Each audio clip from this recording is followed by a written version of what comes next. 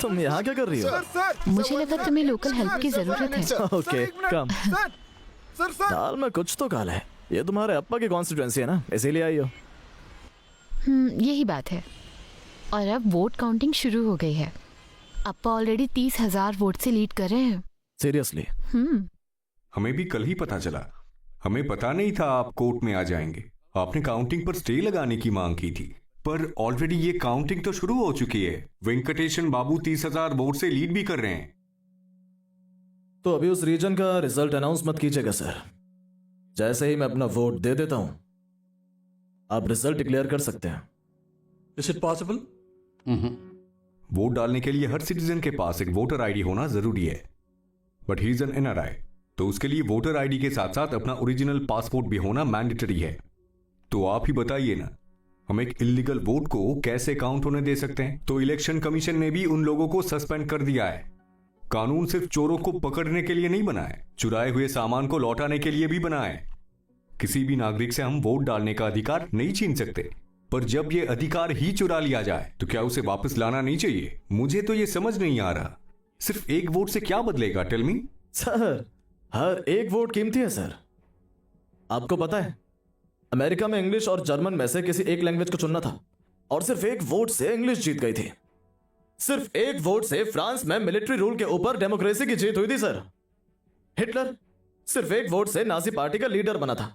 सिर्फ एक वोट से वॉशिंगटन भी अमेरिका का पार्ट बन गया था। अपने देश में वाजपेयी जी का राज भी सिर्फ एक ही वोट से खत्म हो गया था। ठीक है, आपकी बात सही है। इसीलिए तो हम आगे इलेक्शन से पहले अवेयरनेस प्रोग्राम चलाने के बारे में सोच रहे हैं।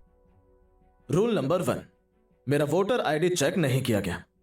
Rule number 2, I am non resident Indian, मेरा ओरिजिनल पासपोर्ट चेक होना चाहिए था। Rule number 3, section 49B। 49O के बारे में सब जानते हैं, पर मैं 49P की बात कर रहा हूं। इंडियन इलेक्शन लॉ 49P के तहत एक इंसान की वोट अगर इलीगली कोई दूसरा इंसान डालता है तो उसे एक बैलेट वोट प्रोवाइड किया जाता है और फिर उसका वोट डलवाया जाता है। Is there a norm like this? Yes, he's correct. There's a law like this. Section 49P के बारे में जानना है तो आपको गूगल सब कुछ बता सकता है। पर सेक्शन 49P की एग्जिस्टेंस के बारे में ज्यादा लोग जानते नहीं। कल रात से पहले मुझे भी नहीं पता था माय लॉर्ड। 10 साल पहले लोगों को 49O के बारे में भी नहीं पता था, पर अब उसके बारे में सब जानते हैं। नोटा। इस तरह सबको 49P के बारे में भी पता होना चाहिए।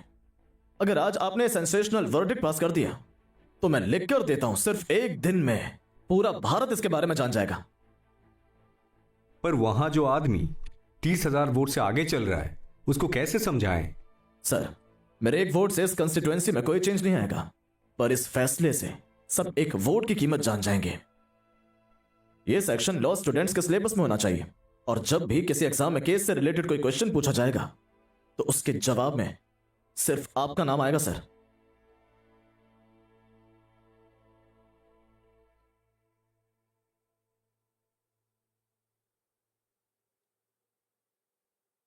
हमारे देश ने अपने नागरिकों को जो अधिकार दिए हैं उनके बारे में बताना अब बहुत जरूरी हो गया है। इस एक फैसले से लोगों को जल्द से जल्द जागरूक किया जा सकता है। इलेक्शंस के रिजल्ट से हटके पब्लिक और मीडिया का ध्यान मिस्टर सुंदर के केस पर है, और मुझे लगता है यही सही वक्त है लोगों को सेक्शन 49 के बारे में अवेयर करने का। भले ही उनका वोट इलीगली डाला गया हो, बाय अंडर सेक्शन 49P उन्हें एक बैलेट वोट देना चाहिए था। बैलेट वोट प्रोवाइड ना करना वाज अ मिस्टेक। इस गलती को सुधारने के लिए ये कोर्ट आपको आपका अपना वोट सेम स्कूल और वोटिंग बूथ में लौटाने का आदेश देता है। आपके वोट डालने के बाद ही उस रीजन का इलेक्शन का रिजल्ट लीगली अनाउंस किया जाएगा।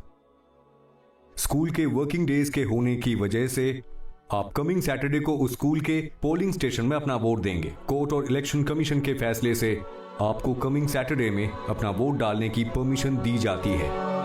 Sensation. Thank God you not an advocate. Election के रिजल्ट आने से पहले ही AIM के पार्टी के कार्यकर्ताओं ने सड़कों पर अपनी जीत का जश्न मनाना शुरू कर दिया है। साथ ही मिस्टर सुंदर रामास्वामी को कोर्ट ने अपना वोट देने की इजाजत दे दी है। यार तुम मुंह फुलाकर मुझे और टेंशन मत दो यार।